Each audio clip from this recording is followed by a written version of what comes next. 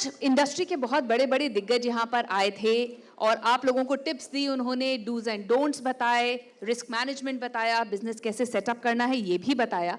लेकिन ये जो हमारे अगले गेस्ट हैं ये थोड़े से अलग हैं।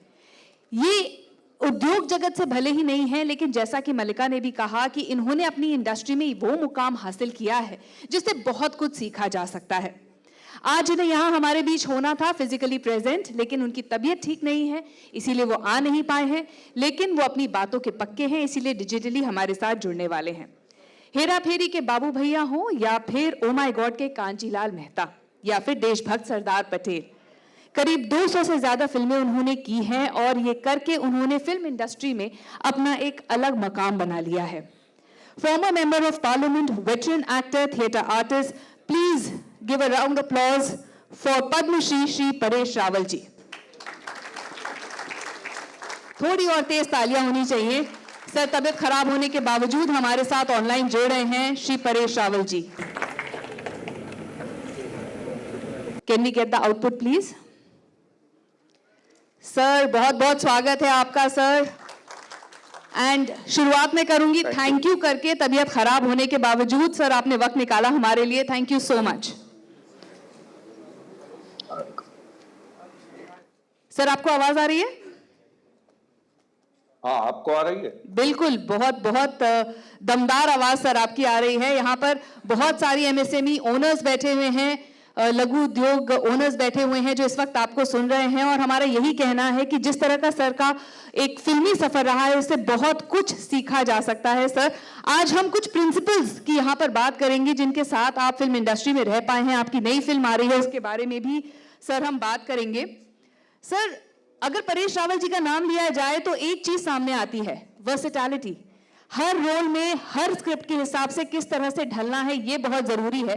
परेश जी किस तरह से आपने ये मैनेज किया कि कॉमेडी भी करी, विलेन भी बने, मार्क लगा के ये भी बताया कि असली तेजा कौन है, और बहुत तरीके के रोल आपने किए हैं। वर्सेटैलिटी कितनी इंपॉर्टेंट है सर, स्पेशली बिजनेस में भी, क्योंकि बहुत सारे बिजनेस ओनर्स यहाँ पर अगर वर्सेटाइल रहेंगे तो आगे बढ़ सकते हैं।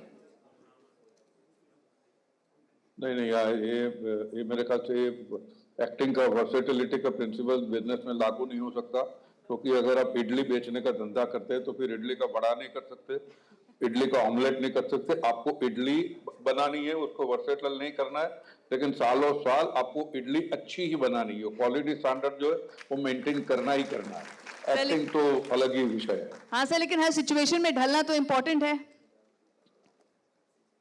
हाँ वो तो है, वो तो, बट हमारा मनुष्य स्वभाव ऐसा है कि किसी भी कोई भी सिचुएशन हो, कोई भी आपदा हो, अवसर हो, ढल जाता है। आपने कैसे किया सर? इतना लंबा सफर आपका, 40 साल आपने दिए हैं फिल्म इंडस्ट्री में और अलग अलग तरह के रोल्स किए हैं, कैसे आपने अडैप्ट किया और कैसे सफर जी मुमकिन रहा only because of the theatre की ट्रेनिंग। तो थिएटर के जो बरसों की ट्रेनिंग होती है, और उसके अंदर फायदा ये होता है कि थिएटर में आप अलग अलग किस्म की राइटिंग कर सकते हैं, जो मुमकिन नहीं होता है फिल्मों में।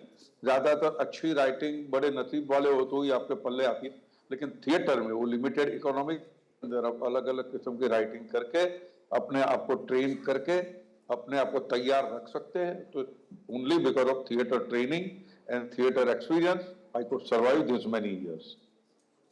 लेकिन सर एक सबसे इंपॉर्टेंट पार्ट है, चाहे वो फिल्म इंडस्ट्री में आपका सफर हो या फिर यहाँ बिजनेस ओनर्स के लिए हो, कंसिस्टेंसी, लगे रहना, ये एक बहुत बड़ी क्वालिटी है जो होनी चाहिए।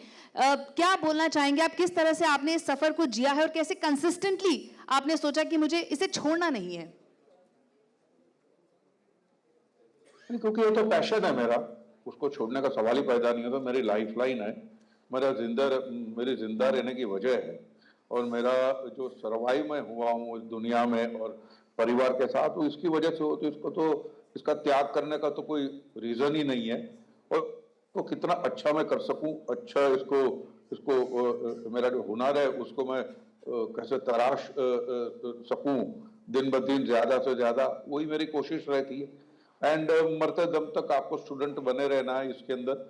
जिस दिन आपने समझ लिया कि अहम ब्रह्मास्मि मैं ही मैं हूं, तो उस दिन से फिर वो नीचे उतरने की शुरुआत हो जाती है।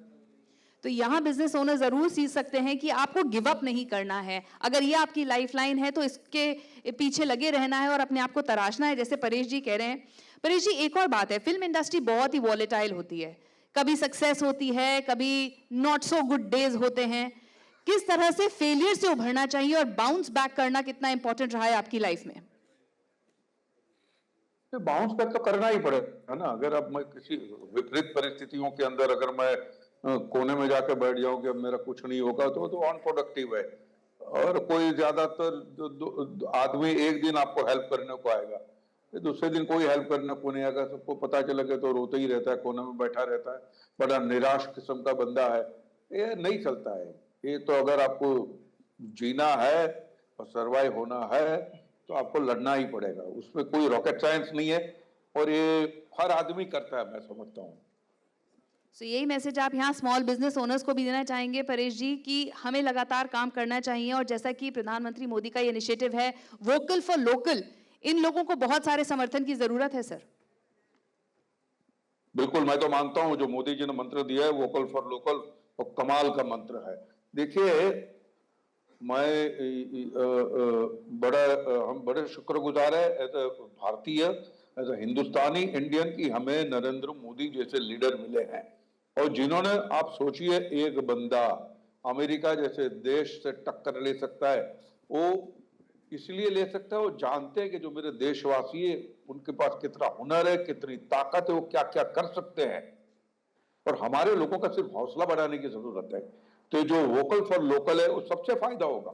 आपकी डिपेंडेंसी खत्म हो जाती है, आप किसी पे डिपेंड नहीं करते हैं और आप सीना तान के दुनिया में चल सकते हैं। तो ये वोकल फॉर लोकल वालों को तो हमेशा समर्थन देना चाहिए। तो अपने देश का है, उनको बढ़ावा दीजिए, उनके साथ रहिए। वो कभी हो सकता है गड़बड़ हो सकती है, लेकिन फिर भी गड़बड़ हुई तो उनको बताइए, यहाँ गड़बड़ हुई, वो सुधारेंगे। लेकिन रहना हमारे देश के देशवासियों के साथ है और वोकल फॉर लोकल ये आपका मंत्र होना चाहिए।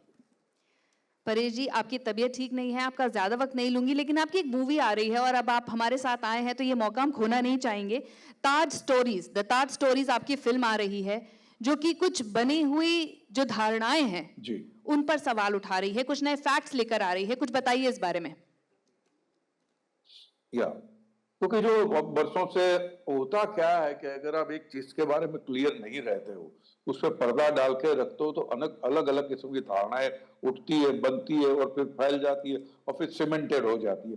वो सारी धारणाएं जो गलत है या सही है, उसको दूर करने के लिए ये पिक्चर बनाई गई है। और सबसे अहम बात यह है कि ये पिक्चर बड़ी रिसर्च के साथ बनाई है। हमारे डायरेक्टर तुषार ने बहुत भारी रिसर्च किया था, ऑथेंटिक रिसर्च किया था, उसके बाद ये पिक्चर बनी है। कोई हैंकी पैंकी नहीं है। पर हमारे वहां ये भी, आप जितनी अच्छी पिक्चर लेकर जितनी सच्ची बात कहो तो ऐसा बोल देते हैं ये तो भैया प्रोपेगेंडा फिल्म है, ये तो उसको खारिज कर देते हैं। जो लोग सच्चाई से डरते हैं वो इसे प्रोपेगेंडा कहते हैं। सच्चाई से डरने की जरूरत नहीं है, प्रोपेगेंडा है तो आने दो ना। आप देख लो, बहस करो, डिबेट करो, केस फाइल करो, उनसे बुलाओ, आ जाओ मैदान में, भैया आप अपने तथ्य बताइए, हम हमारे अपने तथ्य बताते।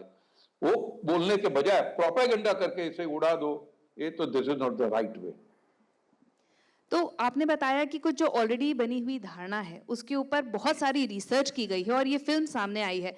आप एक टीजर देना चाहेंगे कि आखिर क्या, what should the audience look for in the film?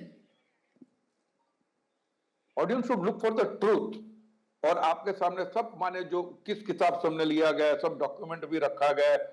ऐसा लगेगा कि आप किसी हिस्ट्री के क्लास में बैठे हैं, लेकिन बड़ी इंटरेस्टिंग तरीके से, एंटरटेनिंग तरीके से सब कुछ बताया गया है। और आपको, हम खुले मैदान में आए हैं कि आओ भैया हम ये लेकर आए, आपके पास है दूध, आप भी आओ, बैठो।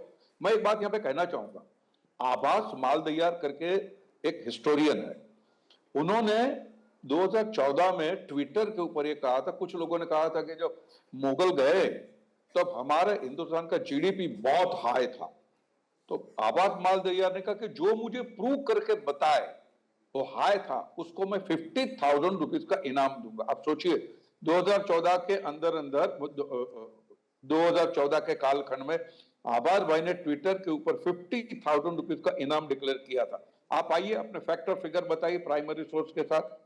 वो फिगर जो था वो 7.8 करोड़ तक पहुंच गया, कोई इनाम क्लेम करने नहीं आया। तो हम्बग बातें जो लोग छोड़ देते हैं, उनका जवाब है कुछ सच्चे अच्छे हिस्टोरियन, जैसे आभार भाई है, हमारे डॉक्टर सुधांशु त्रिवेदी से बड़े ज्ञानी है, उन लोगों को भी हमने कंसल्ट किया था, आभार भाई को कंसल्ट किया था, बड़े बड़े हिस्टोरियनों को कंसल्ट किया था, उसके बाद ही पिक्चर बनी है, सावधानी से बनी है, हमें कोई सेंसेशनलिज्म नहीं करना है, हमें कोई प्रॉब्लम खड़ा नहीं करना है। लेकिन कुछ लोग होते हैं कि हाँ, ये तो हिंदू मुस्लिम होगा, हर आदमी का पर एक आसान तरीका है, हिंदू मुस्लिम करके निकल जाते हैं। हिंदू मुस्लिम का कुछ है ही नहीं इसके अंदर, ना मंदिर मस्जिद का कुछ है इसके अंदर। आप फिल्म देखे भी ना, जो लोग बकवास करते हैं उनको मैं कहना चाहूंगा कि बकवास मत कीजिए, धैर्य से फिल्म देखिए और फिर आइए डिबेट कीजिए, इतना ही। बिल्कुल, तो कोर्ट रूम ड्रामा आपको देखने को मिलेगा इस फिल्म में। 31 अक्टूबर को सर रिलीज हो रही है ये फिल्म। जी जी जी। चलिए सर, एक लास्ट क्वेश्चन आपसे। आपके इतने लंबे सफर में किसी ने कुछ ऐसा आपसे कहा हो, कोई राय दी हो, या कोई फलसफा जिंदगी का जो आप शेयर करना चाहते हैं इन छोटे उद्योग ओनर्स के साथ, जिसके साथ वो भी आगे बढ़ सकते हैं?